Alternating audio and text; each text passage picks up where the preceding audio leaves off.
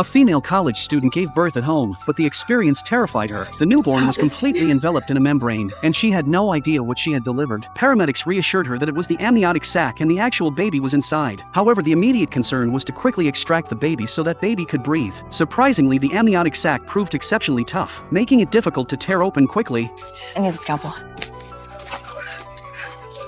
With a decisive cut, accompanied by the rupture of the amniotic sac, murky fluid spilled all over. When Brett asked his teammate for tools to clean the baby's mouth and remove meconium, they discovered that the first aid kit lacked a delivery tool kit. Apparently, they had just taken over the shift and hadn't had a chance to inspect the equipment before being called for the emergency. Without the necessary tools, they couldn't clamp the umbilical cord or clear the baby's airway. In this critical moment, the teammates came up with an idea, using a large syringe in place of a suction bulb to clear the baby's airway. Meanwhile, teammate tightened the umbilical cord with a tourniquet and then cut it with a scalpel. Finally, in the expectant eyes of everyone present, the baby showed faint signs of breathing. However, it was crucial to rush the baby to the hospital for medical care. The man had just stolen something and left the house. He noticed that the cops were coming. The firefighters arrived. TV reporters arrived. Even a helicopter was deployed. But after jumping onto the rooftop, he realized it was a dead end. The man refused to come down from the rooftop. No matter what the negotiator said, it was useless. Why are you people standing around here doing nothing? Mr. Knowles owns the roof that the circus is staged on. It's been 2 hours, Sergeant. He's still up there dancing around on my roof. The warranty doesn't cover that. 2 hours later, the onlookers started placing bets. They were betting on whether the man would eventually jump down.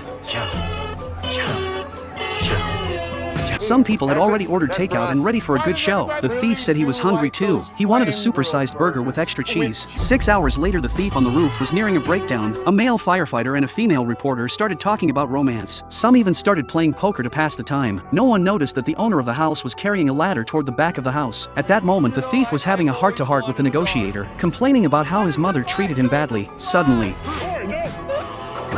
the old man, rather than disliking the thief, just couldn't stand the excitement of the cops any longer, who almost threw a party in front of his house.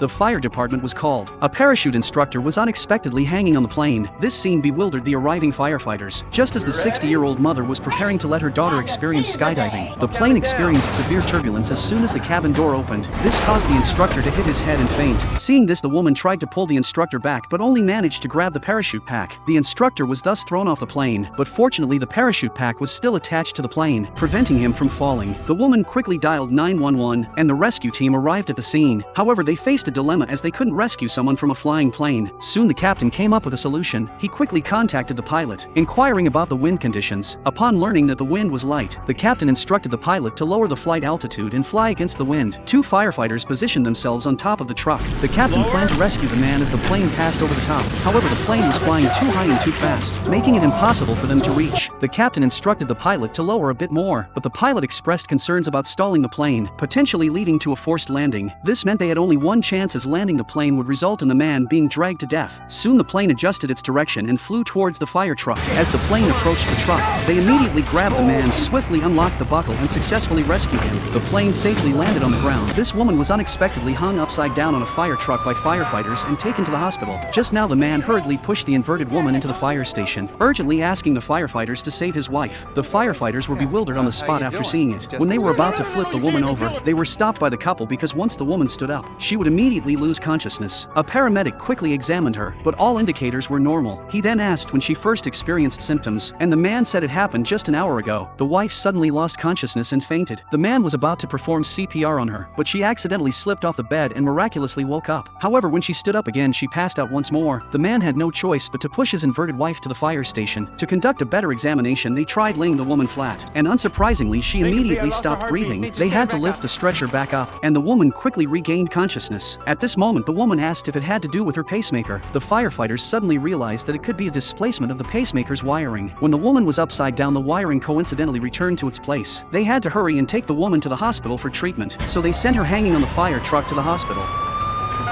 When getting out of a car hit by power lines, you must land with both feet at the same time, or you'll get electrocuted like this. Just now, a man crashed into an electrical pole, and the power lines fell to the ground like a writhing mass of snakes, leaving the man trapped inside his car. The high-voltage wires were sparking densely on the car roof. The man was repeatedly calling for help. The firefighters were stunned by the scene, not daring to act rashly, as the entire area could be electrified. Ben told the man to stay in the car and not to move. Just as the firefighters were trying to hook the wires aside, the car began leaking gas gas. At that moment, if even the tiniest spark fell on it, the man's car would instantly explode. The situation was extremely urgent, but cutting off the power would take some time. The firefighters could only continue to hook away all the high voltage lines from the car roof. While trying to get the man out of the car, the man carefully opened the car door. Jack instructed him not to let his hands touch both the ground and the car, then to hop off like a bunny with both feet landing simultaneously. This way, the circuit wouldn't be broken. Ben instructed the man to jump on the count of 3. 1, 2, 3.